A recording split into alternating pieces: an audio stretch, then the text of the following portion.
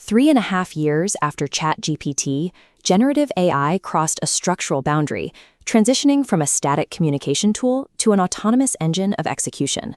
The 2023 chatbot model placed a heavy friction tax on the operator. You composed a prompt, the model returned text, and you acted as a courier, manually copying and pasting code into your workspace. Today, an autonomous agent interfaces directly with applications, pushing the human into an observer role. This shift changed the primary unit of value. Revenue now flows from completed tasks rather than individual answers. This forces a complete repricing of the technology. An answer is priced against a software subscription. A completed task is priced against the hourly wage of the worker who would have otherwise done it. The gap between corporate software budgets and global wage bills is roughly 2 orders of magnitude. We saw the first financial shockwave on February 3, 2026. Anthropic launched Claude Cowork, an application that autonomously executes deliverables across legal, finance, and data workflows. Within hours, an estimated $285 billion was wiped from global software equities. Software investors had previously discussed AI automation as a distant narrative. The February sell-off marked the exact moment public markets priced agentic substitution as a present-tense risk. Generative AI is currently vying for global payroll, forcing a total reassessment of how corporate value is measured. This shift to agentic labor followed the maturation of a single variable, the task horizon. Generative AI developed in distinct stages. Stage 1 was chatbots, where a human acted as a context courier, pasting data in. Stage 2 was copilots. The AI gained access to a document, but the human remained a review bottleneck, approving every single step. Stage 3 arrived with inference time reasoning models. By learning to plan multi-step work, detect their own errors midstream, and self-correct, these models acquired the load-bearing prerequisites for autonomy. Stage 4, Agentic AI, removed the human from the loop entirely. The system now operates a closed loop, planning, executing, observing results, and retrying for hours without supervision. This meta-evaluation line graph measures the autonomous task horizon of AI agents. Through 2024 and 2025, it steadily doubled every 4 to 7 months. The economic implication is nonlinear. The addressable market grows with the integral of work fitting inside this expanding horizon. Automating a 30-second task is a convenience. Automating a 4-hour task requires zero human intervention from start to finish. As the task horizon crossed the boundary from minutes to hours, AI systems stopped acting as software tools and became direct labor substitution. Extending that task horizon required solving a fatal engineering flaw. Large language models are inherently probabilistic. The same input yields different outputs, and hallucination is a mathematical certainty.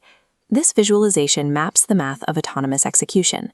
If a system successfully executes a step 99% of the time, and you ask it to complete a 100-step unsupervised task, it will succeed only 37% of the time.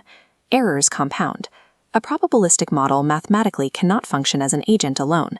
It requires a deterministic software shell called the harness, comprised of 6 components: an agent loop, execution tools, memory context management, network sandboxing, verified workflow skills, and orchestration logic to handle failures. This architecture creates a strict division of labor. The model supplies only the judgment inside each step. The software harness supplies the reliability across all of them. Software coding became the first killer application for this architecture because programming has built-in deterministic verification. Compilers and test suites give the agent an objective signal of success or failure at every single step. To make this work, the interface had to change. Agents moved out of the web chat window and into the command line interface. Giving the AI access to the terminal meant giving it access to the computer's root environment, allowing it to edit, run, and test code exactly like a human engineer. The trillion-dollar repricing occurred as deterministic software finally achieved the reliability required to catch and correct probabilistic errors. Because the harness solved the reliability problem, the competitive dynamics of the industry inverted. Consumer user share and enterprise value capture entirely decoupled. The market fractured into 3 distinct dimensions, each with a different leader. OpenAI holds consumer scale. Google holds distribution. Anthropic captured the enterprise value layer. translating a minority of global web traffic into massive revenue through high-value coding and data tasks. Raw model intelligence is no longer a durable competitive moat.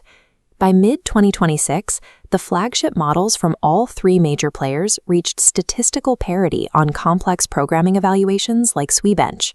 This flowchart illustrates Cascade Routing, the new enterprise default. Systems dynamically sort workloads by difficulty. High-volume tasks route to open-weight models running at 28 cents per million tokens. Only the hardest steps pass to Western frontier models, charging $10 for the same volume. This order of magnitude price wedge acts as a structural ceiling. No Western lab can maintain premium pricing for undifferentiated workloads when highly capable open weights sit right below them. Simultaneously, the hyperscalers are commoditizing the harness itself. Managed APIs now cremation reasoning, tool use, and memory in a single isolated container, turning the complex engineering architecture of 2025 into a standardized cloud utility. The industry is trapped in a commoditization pincer. Open weights collapse the price of raw intelligence, while managed APIs collapse the price of the engineering infrastructure required to deploy it. This diagram represents the resulting market structure as a vertical barbell. Value drains from the center and pools entirely at the two extremes. The middle layers, representing raw model capability and mid-tier APIs, cannot hold excess returns.